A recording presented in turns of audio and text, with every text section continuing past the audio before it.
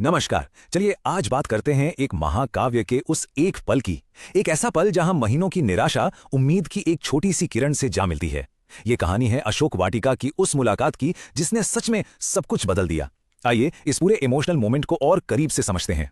तो कहानी की शुरुआत ही इस एहसास से होती है। एक ऐसी खोज जो इतनी लंबी खिंच गई थी कि लगने लगा था भाई ये कभी खत्म भी होगी या नहीं। ये एक लाइन ही हमें सीधा उस माहौल में खींच लेती है जहां उम्मीद आप कह सकते हैं बस दम तोड़ने ही वाली थी। तो कहानी का पहला अध्याय है खोज का भावनात्मक अंत। मतलब महीनों की जो वो थका देने वाली तलाश थी वो आखिरकार एक ऐसी जगह आकर रुकी जो दिखने में तो बहुत खूबसूरत थी पर अपने अंदर एक बहुत गहरा दुख छिपाए हुए थी। और वो जगह थी लंका के अंदर अशोक वाटिका। एक ऐसा खूबसूरत बगीचा जहां चारों तरफ सुंदरता ही सुंदरता थी, लेकिन इसी खूबसूरती के बीचों बीच एक गहरी उदासी भी कैद थी।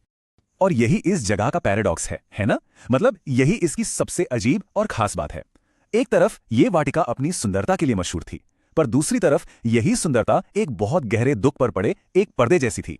ये हमें ये भी दिखाता है कि कैसे कभी कभी जो बाहर से सुंदर दिखता है वो अंदर के दर्द को छिपा सकता है। और इस दुख के सेंटर में थी सीता, जो एक पेड़ के नीचे बैठी थी। फिजिकली वो बहुत कमजोर और थकी हुई दिख रही थी, लेकिन अंदर से उनका जो संकल्प था वो बिल्कुल अडिग था। उनकी आत्मा टूटी नहीं थी। सीता की इसी अटूट आत्मा की अब सबसे बड़ी परीक्षा होने वाली थी। अब हम कहानी के उस हिस्से पर आते हैं जहां उनके विश्वास को हर तरह से हर तरीके से परखा जा रहा था।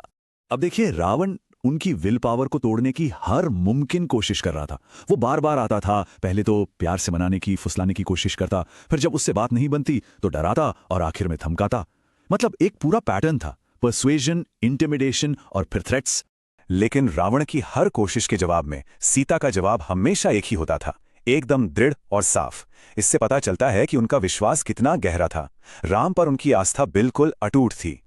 अब कहानी का पर्सपेक्टिव थोड़ा बदलता है। हमारा ध्यान अब उस किरदार पर जाता है जो ये सब कुछ चुपचाप देख रहा था, हनुमान। और अब हम समझेंगे कि उनके मन में क्या कश्मकश चल रही थी। पेड़ों के बीच छिपे हुए हनुमान ये सब कुछ देख रहे थे। उनके लिए ये सिर्फ एक खोज का अंत नहीं था, नहीं, ये उस इमोशनल सच्चाई से सामना करने जैसा था जिसे उन्होंने पहली बार अपनी आंखों से देखा था।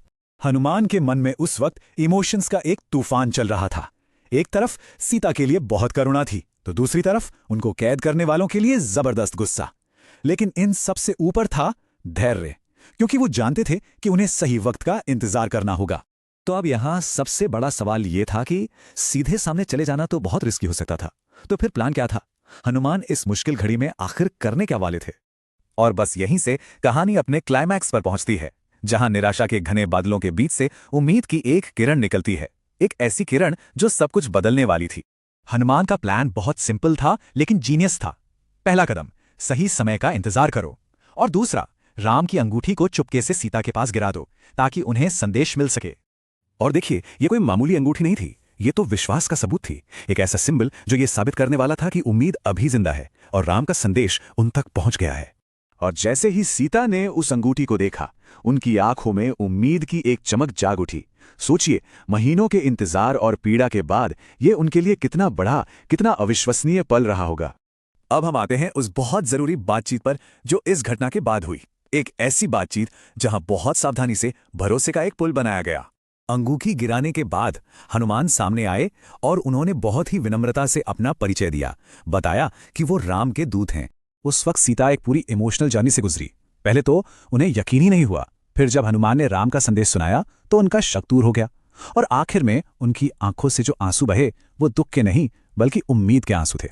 और इस भरोसे को पक्का करने के लिए सीता ने भी अपनी तरफ से एक निशानी दी ताकि राम को यह विश्वास हो जाए कि हनुमान सच में उनसे मिलकर आए हैं। ये विश्वास का एक टू वे एक्सचेंज था। तो इस पल में हनुमान सिर्फ एक मैसेंजर या दूत नहीं थे, वो तो दुख और उम्मीद के बीच का पुल बन गए थे। वो राम के उस संदेश को लेकर आए थे जिसने निराशा को आशा में बदल दिया। तो चलिए अब इस पूरी मुलाकात के गहरे मतलब को समझते हैं। आखिर ये घटना हमें सिखाती क्या है? सिचुएशन बहुत ही क्लियर थी। एक तरफ गहरा दुख था तो दूसरी तरफ एक नई उम्मीद। और इन दोनों के बीच का जो ब्रिज थे वो थे हनुमान, जिनकी भक्ति और सूझबूझ ने यह सब मुमकिन कर दिखाया। और आखिर में ये कहानी हमें एक बहुत पावरफुल सोच के साथ छोड़ जाती है कि कभी-कभी एक छोटी सी निशानी, एक छोटा सा सिंबल पूरी जिंदगी की उम्मीद बन सकता है। यह हमें सिखाता है कि कितने भी मुश्किल, कितने भी अंधेरे हालात क्यों ना हो, विश्वास और उम्मीद के छोटे छोटे इशारे भी बहुत बड़ी ताकत रखते हैं।